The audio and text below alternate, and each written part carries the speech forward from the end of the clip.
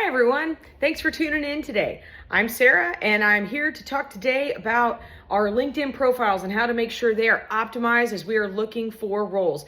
Either being a passive candidate, kind of just eyeing and seeing what the market's got to do, or whether or not you're actively looking for a role and wanting to make sure that you stand out in addition to all the resume tidbits and tricks that we have previously talked about in other videos.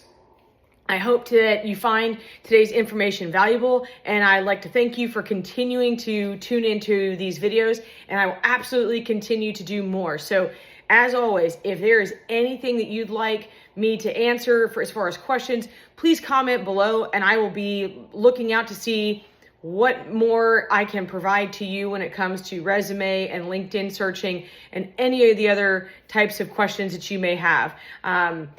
I plan to, after looking at our LinkedIn and tying off our resume and LinkedIn optimization and standing out for recruiters, I really do want to look at interview prep and then how you get, early in career and your career paths and things like that. So these videos will stem more even into your career journey than just strictly on resumes and interview prep. So stay tuned. But enough of that. So LinkedIn. So if you don't have a LinkedIn profile, the first thing I need you to do after this video is go get one. Now, you may go, oh my gosh, Sarah, why do I absolutely need a LinkedIn profile? Well, it's kind of like Facebook, except for networking, right? And I know people may be rolling their eyes that I just compared LinkedIn to Facebook. And if you join on LinkedIn, or if you're already there, you see a lot of correlations between LinkedIn and Facebook. Folks post all kinds of things all day. Return to office mandates, things that they found in searching for jobs, different articles about different companies, you name it, you can digest it all day long. But what is different between LinkedIn and Facebook is LinkedIn is an incredibly powerful networking tool that has algorithms in it that recruiters feed upon. LinkedIn has an entire recruiting platform on the back end. I know, I've used it. It is highly, highly powerful. It allows you to search for candidates based on all kinds of different attributes, where they've worked, how many years of experience they have, what different programming skills they may have, different keywords that you're looking for, whether it's coding or nursing or finance, you name it, there's a way to search for it within LinkedIn. And if you are highly engaged, have a big network, you fall higher in the search results. The less engaged you are, or if you have no profile at all, you are non-existent, right?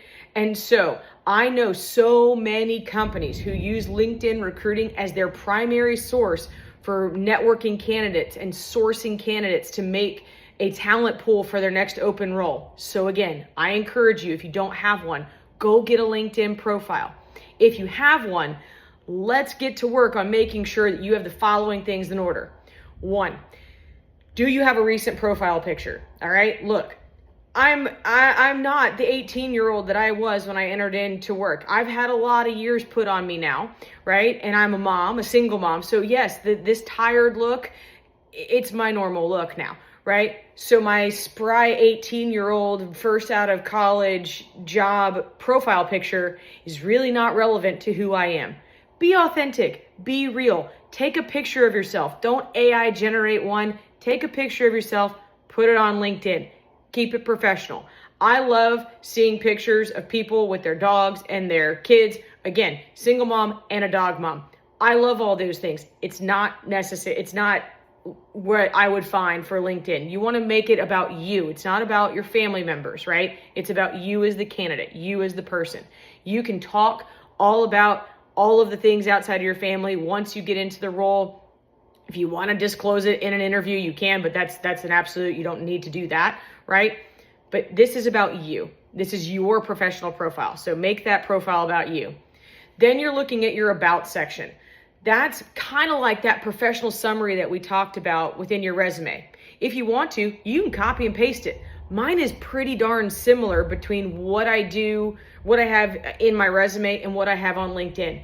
But I'll be honest, when you look at my LinkedIn profile, the first thing that I have in my tagline is that I'm a mom, because that is the most important thing to me. My children come first, always. And I make sure to spell that out to anyone who cares to listen, right? And so your about section can also include some things like my hobbies are watching baseball and softball, coaching baseball, reading books, going to the beach, right? Those things can be included because it gives that humanization that sometimes lacks in the networking and telling about you and your profile up front.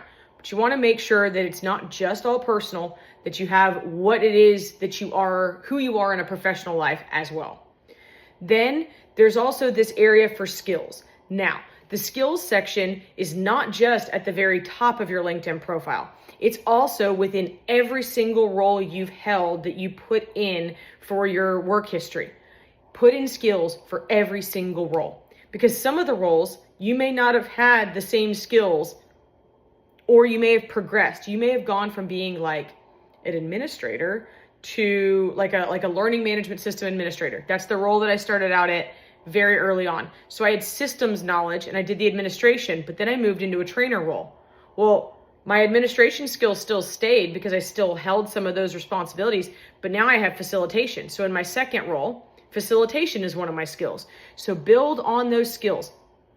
Show that you have continuity between roles with certain skills like communication, negotiation if you're in sales or something that requires negotiation, right?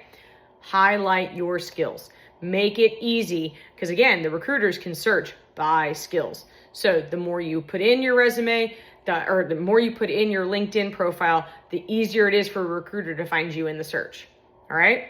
Then you're going to put in your job experience. Now, there are two completely different schools of thought. There is the carbon copy and paste your resume into LinkedIn. There's also the don't do that, but do a little bit of that. I honestly don't have a strong business case one or the other. I personally have carbon copy and pasted my last roles descriptions into my LinkedIn profile. Why? Because I couldn't figure out, very candidly, how to truncate it even further to spell out what I needed to on LinkedIn. Because again, remember, sometimes recruiters are going there first before they even find your resume. So you still have to tell the story in both spots. Now, for my most recent work experience, I only have like a little blurb here and there about what I'm currently doing. Why? Because that's still building. And I don't go back and I don't update it every year. Some people do. And I encourage you to do that if you think that especially if you're early on in your career, to help build the projects that you've done. For me, I'm very comfortable in the current full-time role that I hold. It doesn't matter for me personally to put in my years of experience or everything that I've done in my current role year over year to get it fully updated. I have it all in my resume. I do continuously update it. I say every 6 months you need to go and update your resume, not because you should always be anticipating the other shoe to drop, more so because if something were to happen, you then have to go, oh no, I've been with my company 5 years. I don't remember what I did last year, let alone 5 years ago. So it's always good to keep that stuff refreshed. Same with your LinkedIn profile, okay? So put in that job experience, highlight, add those skills. There's also really cool sections in LinkedIn for volunteering, honors and awards, and interest. Populate it. I love telling people that I am a volunteer for the Houston Livestock Show and Rodeo. It is one of my favorite things to do outside of coaching my kids' baseball team. Those are the two highlights of my life. Yes, that may sound boring to you, but to me, that is the best. Volunteering at rodeo and coaching youth baseball make me happy outside of doing my current work. Highlight that because people need to know, again, who you are outside of work. All right, so now profile's built. Now what? How do I make sure that I stand up at the top of these? How do I make sure that I stand up at the top of the searches for the recruiters? Oh, hi, Bingo. Sorry, guys, that's Bingo. He's one of the two dogs that we have in the household. They may make appearances as well as my kids in some of these videos. So sorry about that, but also not sorry because, again, I love my kids and my dogs. So LinkedIn presence, right? You want to make sure that you're standing out. A couple ways to do that. The first and foremost, most important thing about LinkedIn is to make sure that you have a minimum of 500 connections. Sarah, why 500? Why? Well, because LinkedIn will specifically call out Sarah has 201 connections. But as soon as you hit 501, It says you have 500 plus connections. So while I may have 501 connections, my colleagues in other areas of work may have like 10,000, but there's literally no difference between what our profiles say because it's 500 plus. So it could be infinite. So that helps you to stay connected. It means that you're involved. You truly are using the networking capability within LinkedIn. Leverage it. Start adding current coworkers, past coworkers. For those of you that are straight out of school, a lot of your professors will have LinkedIn profiles. And then start connecting with other people you may find. My goodness, the amount of people that I have found through networking, from finding them at conferences and going, oh my gosh, you know so-and-so, I went to school with so-and-so. And then that spawns on 3 or 4 more people that you can connect with. Do it.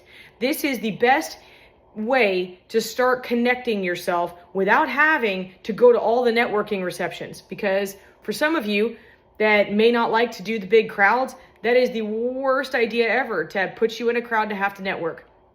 So this is an easy way to network. You can add people, share comments, etc.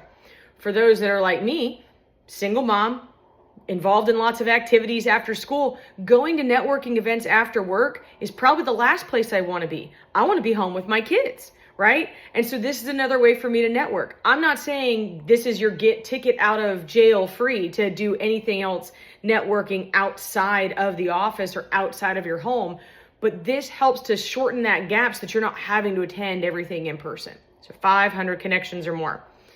Then you want to make sure that you're following companies, industry experts, and pages, all right? So for me, personally, I love following everything that Adam Grant, Simon Sinek, Charles Duhigg, James Clear, Brene Brown, like if I ever met any of those 5 people in person, and Amy Edmondson, I may die, right? The things that they display for folks in my industry and things that I have taken away from them personally through the books that they've written and the podcasts they do, I would be the fangirl. And so I make sure to follow their pages. I follow their posts. If they are attached to a company, like if they're connected to BetterUp, as an example, you can follow BetterUp. And so then you start to see their displaying, right? Or if there's a company you've always wanted to work for. I will tell you that before I got out of college and got into the working world, I was like, ooh, I want to work at Disney, right? Who doesn't want to work at Disney, right? Except I don't want to move to Florida. So that all automatically threw me out of the running. But what can I do? I can follow Disney. I can follow any company that I might be interested in. And so that way, when open roles come, I get it in my feed because that's part of how the LinkedIn piece works. I can also see what they're doing good in their community. I love the fact that my current employer, they constantly highlight the things they're doing in the community, whether it's Special Olympics or Habitat for Humanity or cleaning up the Gulf Coast. All of that is really cool and resonates with me. So I want to see that from the other companies that I may be interested in. Not that I necessarily want to go work for them, but I want to know they're doing good in the community and not just generating revenue, right? So go out and do that. And then the last piece is to engage. Now, if you're not one that likes to comment or you don't want to post, that's okay. It's as simple as like, congratulations, any of the sort. Clicking on the jobs if you're searching for certain jobs. Pulling up and saving different job searches. All of those pieces and engaging in LinkedIn at least once a day. Clicking on that jobs piece. Clicking on the jobs piece for those of you that are actively looking, setting up searches. By doing that more and more every day, it puts the algorithm to push you higher because you are more open to work. You are engaged in the company. You're following their page. All of those things are searchable. So go out there and leverage your LinkedIn profile. If you have any questions, drop comments. I'm happy to answer them. And as always, you can go check out my website, careergameplancoach.com, and I'm happy to help with anything that you may have as far as questions on LinkedIn or resumes in the future. Stay tuned. There's some other really cool content that we're going to explore aside from resumes and LinkedIn, and I can't wait to see you tune in. Talk to you soon.